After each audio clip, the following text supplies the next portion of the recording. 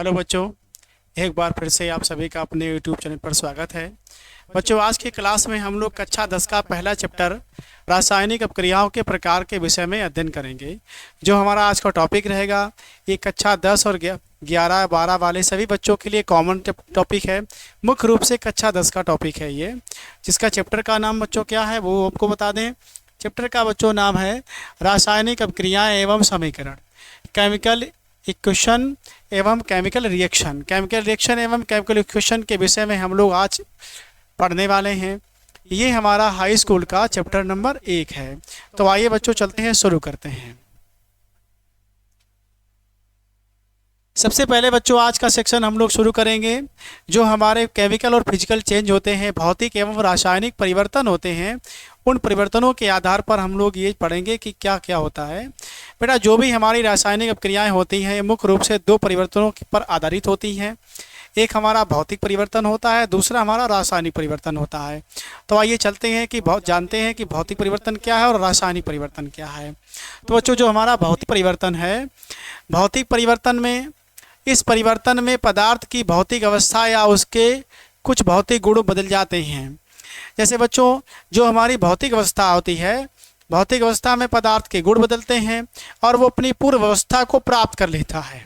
अब बच्चों, इसी दूसरी ओर रासायनिक परिवर्तन जो होते हैं, इनमें पदार्थ की भौतिक अवस्था और रासायनिक गुण दोनों बदल जाते हैं। भौतिक अवस्था और रासायनिक गुण बच्चों यदि बदल रहे हैं तो वो हमारा कहलाएगा रासायनिक परिवर्तन, और भौतिक गुण केवल बदल रहे हैं तो वो कहलाएगा हमारा भौतिक परिवर्तन। तो बच्चों, भौतिक परिवर्तन हमारा क्या है? जैसे बच्चों हम लोगों ने क्या किया, जल में मैग्नीशियम ऑक्साइड मिला दिया। जैसे बच्चों हमारा ये जल है और जल में हम लोगों ने बच्चों मिलाया क्या, मैग्नीशियम ऑक्साइड मिला दिया। ये हमारा क्या है, मैग्नीशियम ऑक्साइड, ये जल है। जब इनको आपस में मिलाएंगे तो बच्चों हमारा बन जाएगा मैग्नीशियम हाइड्रोक्साइड। तो ये बच्चों हमारा हो गया मैग्नीशियम हाइड्रोक्साइड। इसका मतलब ये है कि एक तो हमारा जल था, दूसरा मैग्नीशियम ऑक्साइड है, ये दोनों बदलकर मैग्नीशियम हाइड्रोक्साइड बन गए। इसके मतलब ये बच्चों कौन सा परिवर्तन है, हमारा रासायनिक परिवर्तन है। तो रासायनिक परिवर्तन में बच्चों हमारे नए पदार्थ बनते हैं, ये इसकी पहचान होती है। और दूसरी, जैसे बच्चों हम लोग साबुन, प्लास्टिक, फाइबर और दूसरे उपयोगी सामान जब बनाते हैं, जैसे ये बच्चों जब हम लोग मग बनाते हैं तो इसमें हमारा परिवर्तन कौन सा होता है, रासायनिक परिवर्तन होता है। और बच्चों देखिए, जैसे ये हमारे रासायनिक परिवर्तन और भौतिक परिवर्तन दोनों दिए गए हैं। ऐसे बच्चों, अंडे को जब हम लोग फ्राई करते हैं तो अंडे की भौतिक अवस्था के साथ साथ उसकी केमिकल प्रॉपर्टीज भी चेंज होती है, उसके गुण और रासायनिक गुण दोनों बदल जाते हैं। तो बच्चों ये कौन सा परिवर्तन है, ये हमारा बच्चों रासायनिक परिवर्तन है। दूसरी ओर, जो हमारा कांच का टूटना, कोई भी कांच है यदि वो फर्श पे गिर करके या किसी प्रकार से टकराकर टूटती है तो उसकी भौतिक स्ट्रक्चर में परिवर्तन आता है। मान लीजिए कांच हमारा इस तरह से बना हुआ है और ये गिरने पर इस तरह के टेढ़े मेढ़े टुकड़ों में टूट गया इस तरीके से, तो ये हमारा क्या है, इसकी क्रैकिंग है, यानी भौतिक परिवर्तन है।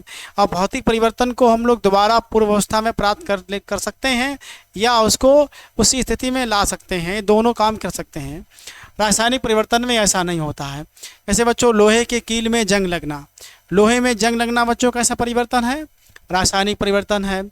दूसरा हमारा फ्रीजर में या फ्रिज में फ्रिज में जल से भरी हुई बोतल का जमना, यदि हम लोग जल रख दें फ्रिज में और फ्रिज में रखे हुए जल को अगर बर्फ़ बना दें तो इसकी केवल भौतिक अवस्था परिवर्तित होगी, क्योंकि बर्फ़ से हम लोग पुनः जल बना लेंगे।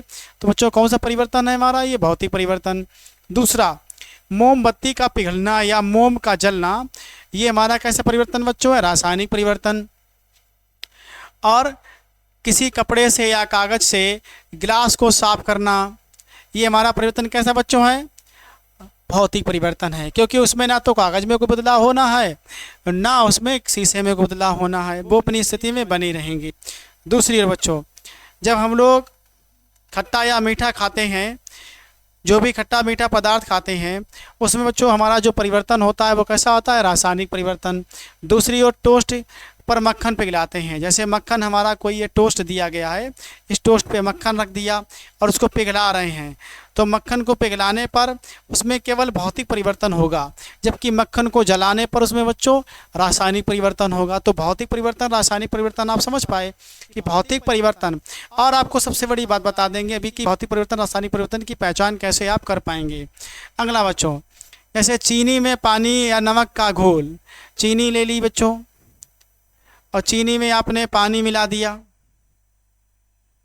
जब चीनी में पानी मिला दोगे तो बच्चों हमारा कौन सा परिवर्तन होगा, ये हमारा भौतिक परिवर्तन होगा। कैसा परिवर्तन होगा बच्चों, भौतिक परिवर्तन।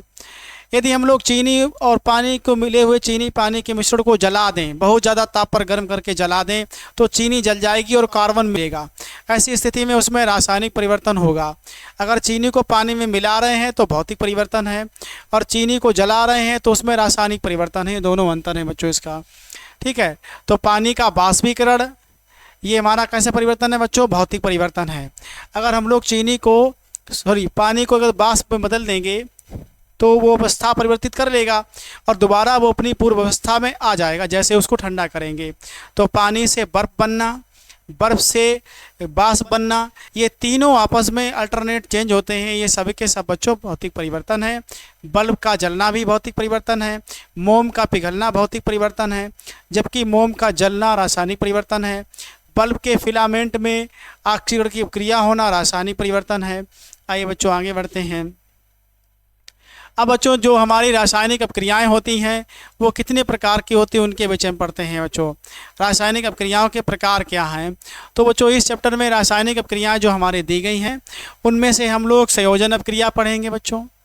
संयोजन अपक्रिया, वियोजन अपक्रिया, विस्थापन अपक्रिया, द्विविस्थापन अपक्रिया, रेडॉक्स अपक्रिया, उपचयन अपक्रिया, अपचयन अपक्रिया, अवकरण अपक्रिया, या कह सकते हैं कि ऑक्सीकरण अपक्रिया, ऑक्सीकरण अपक्रिया और अपचयन अपक्रिया, ऊष्मीय रासायनिक अपक्रिया, अवक्षेपण अपक्रिया, ऊष्माशोषी अपक्रिया, ऊष्माक्षेपी अपक्रिया, उदासीनीकरण अपक्रिया और प्रकाश रासायनिक अपक्रिया। इतनी सारी अपक्रियाएं हमारे चैप्टर नंबर 1 में दी गई हैं। जो हमारा चैप्टर नंबर 1 है उसमें इन सभी अपक्रियाओं के विषय में हम लोग पढ़ेंगे। तो आइए बच्चों हम लोग शुरू करते हैं रासायनिक क्रियाओं के विषय में। तो रासायनिक क्रियाओं के विषय में जानने से पहले बच्चों हमें रासायनिक क्रिया में जो भाग लेते हैं उन्हें कहते क्या हैं उनके विषय में जानते हो। कोई भी रासायनिक क्रिया बच्चों होती है तो उसमें दो चीज़ें ज़रूर होती हैं। एक हमारा अभिकारक होता है, दूसरा हमारा उत्पाद होता है। अभिकारक और उत्पाद दोनों, अभिकारक से क्या बनता है बच्चों, उत्पाद बनता है। अब होता कैसे सुनिए। जैसे बच्चों हमारा ए और बी दो ले लिए गए हैं, तो ए बी बच्चों हमारे क्या हैं, अभिकारक हैं। क्या बच्चों हैं, अभिकारक। इन्हें हम लोग बच्चों कहेंगे अभिकारक। अब इनसे बन क्या रहा है, ए बी, तो ए बी बच्चों हमारा क्या है, ये हमारा है उत्पाद। ए बी हमारे अभिकारक हैं, इनकी रासायनिक क्रिया द्वारा ए बी बन रहा है, ये हमारा उत्पाद है। तो बच्चों जानते हैं कि अभिकारक होता क्या है। तो बच्चों अभिकारक के विषय में कह सकते हैं कि वे पदार्थ जो किसी रासायनिक अपक्रिया में भाग लेते हैं अभिकारक कहलाते हैं। यानी जो भी रासायनिक अपक्रिया हो रही हो उसमें जो पदार्थ भाग लेते हैं उन पदार्थों को ही अभिकारक कहते हैं। जैसे आप पानी और चीनी ले लें और उनको मिलाएं, तो पानी और चीनी को मिलाने से हमारा जो सॉल्यूशन शरबत प्राप्त होगा, ये बच्चों उत्पाद है। चीनी और पानी दोनों क्या हैं, ये हमारे अभिकारक हैं। चीनी भी अभिकारक है, पानी भी अभिकारक है। इनसे मिलकर बना जो हमारा शरबत है ये हमारा बच्चों क्या है, उत्पाद है। ये आप ध्यान रखेंगे। दूसरी ओर उत्पाद क्या होता है, किसी रासायनिक अपक्रिया के दौरान जो नए पदार्थ बनते हैं उनको हम लोग उत्पाद कहते हैं। जैसे बच्चों हम लोगों ने यहाँ हाइड्रोजन के साथ ऑक्सीजन को जोड़ा है, हाइड्रोजन और ऑक्सीजन के जुड़ने से जल बन गया, तो जल बच्चों हमारा क्या है, ये बच्चों हमारा है उत्पाद। और ये हमारे दोनों क्या हैं, ये दोनों बच्चों हमारे हैं अभिकारक। इन्हें हम लोग कहेंगे अभिकारक और ये बच्चों क्या है, उत्पाद। इसी प्रकार कार्बन और ऑक्सीजन को जब हम लोग जोड़ेंगे तो ये हमारे अभिकारक हैं। इनसे बनेगा कार्बन डाइऑक्साइड, ये हमारा उत्पाद होगा। ठीक इसी प्रकार हाइड्रोजन और क्लोरीन को जब जोड़ेंगे तो ये हमारे अभिकारक हैं, और इससे हाइड्रोजन क्लोराइड जो बन रहा है ये बच्चों हमारा उत्पाद होगा। तो आप ये समझ पाएंगे कि अभिकारक और उत्पाद में फ़र्क क्या होता है। रासायनिक क्रिया में जो भी भाग लेते हैं उन्हें अभिकारक कहते हैं, उनके फलस्वरूप जो बनता है उसे बच्चों हम लोग उत्पाद कहते हैं। तो अभिकारक और उत्पाद के बीच में जो परस्पर परिवर्तन होता है और जिस क्रिया के कारण परिवर्तन होता है उस क्रिया को ही रासायनिक अपक्रिया कहते हैं। यानी जब दो या दो से अधिक अभिकारक परस्पर क्रिया करके उत्पाद बनाते हैं तो इस क्रिया को रासायनिक अपक्रिया कहते हैं। जैसे बच्चों हाइड्रोजन ऑक्सीजन की क्रिया के द्वारा जल प्राप्त हुआ, जल बनना हमारा क्या है, रासायनिक अपक्रिया। अब बच्चों जैसे हम लोग एक रिएक्शन और देते हैं, जैसे हम लोगों ने ले लिया H2 के साथ हम लोगों ने I2 जोड़ दिया, तो हाइड्रोजन के साथ हम लोग आयोडीन जोड़ रहे हैं, तो बच्चों हमारा क्या बनेगा, हाइड्रोजन आयोडाइड। तो ये हमारा उत्पाद है। हाइड्रोजन जब आयोडीन से अपक्रिया करता है तो हाइड्रोजन आयोडाइड बनता है। इस अपक्रिया को रासायनिक अपक्रिया कहते हैं। तो अब रासायनिक अपक्रिया क्या है ये बच्चों आप समझ गए होंगे कि रासायनिक क्रिया हम लोग किसे कहते हैं। अब आगे बढ़ते हैं। सबसे पहले हम लोग रासायनिक अपक्रियाओं की बात करें तो उसमें हम लोग संयोजन अपक्रिया पढ़ेंगे। कौन सी बच्चों पढ़ेंगे, संयोजन अपक्रिया। संयोजन अपक्रिया क्या होती है उसके विषय हम जानते हैं। संयोजन अभिक्रिया, संयोजन अपक्रिया को बच्चों हम लोग दूसरे नाम से कह सकते हैं योगात्मक अपक्रिया,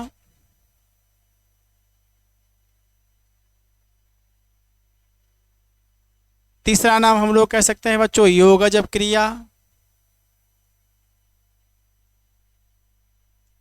ये सभी जो भी रिएक्शन है बच्चों ये सब हमारी योगात्मक अपक्रिया, संयोजन अपक्रिया, योगज अपक्रिया, इन सभी अपक्रियाओं में हम लोग क्या करते हैं, इनके साथ साथ एक नाम इनका और लिख सकते हैं संकलन अपक्रिया।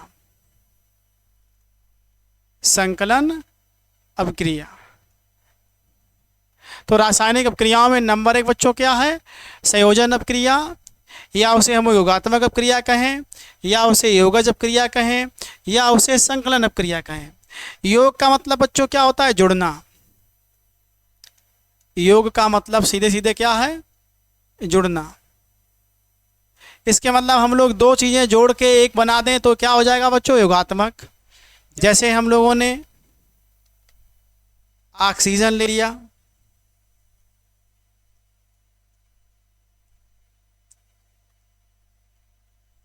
ऑक्सीजन के साथ हम लोगों ने जल जोड़ दिया, ऑक्सीजन के साथ हम लोगों ने हाइड्रोजन जोड़ दिया, H2 लिख लें। तो हमारा ऑक्सीजन यानी O2 और हाइड्रोजन यानी H2 दोनों मिलके क्या बना देंगे बच्चों, H2O बना देंगे। तो H2O हमारा क्या है, जल, यानी योगात्मक यौगिक है। तो ये बच्चों हमारी योगात्मक अपक्रिया हो गई। इसी प्रकार से बच्चों हम लोग S+O2 करके क्या बना सकते हैं, SO2 बना सकते हैं। C+O2 के साथ बना सकते हैं CO2 बना सकते हैं। इसी प्रकार N2 और O2 के साथ 2NO बना सकते हैं। अब देखो बच्चा 2NO के साथ अगर हम लोग O2 जोड़ दें तो हमारा बन जाएगा 2NO2 बन जाएगा।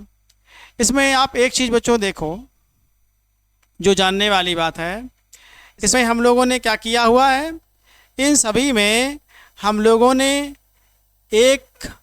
दो लिए हैं और एक बनाया है। 1+1 मिलकर हमारा 1 बना हुआ है, यानी 2 जोड़े हैं और 1 बना। तो इसमें बच्चों क्या हो रहा है, सब में जुड़ रहा है। तो ऐसी सभी अपक्रियाएं जिसमें 2 अभिकारक पदार्थ मिल करके एक उत्पाद बनाते हैं, ऐसी रासायनिक अपक्रियाओं को हम लोग योगात्मक अपक्रिया कहते हैं, योगात्मक या संकलन अपक्रिया कहते हैं।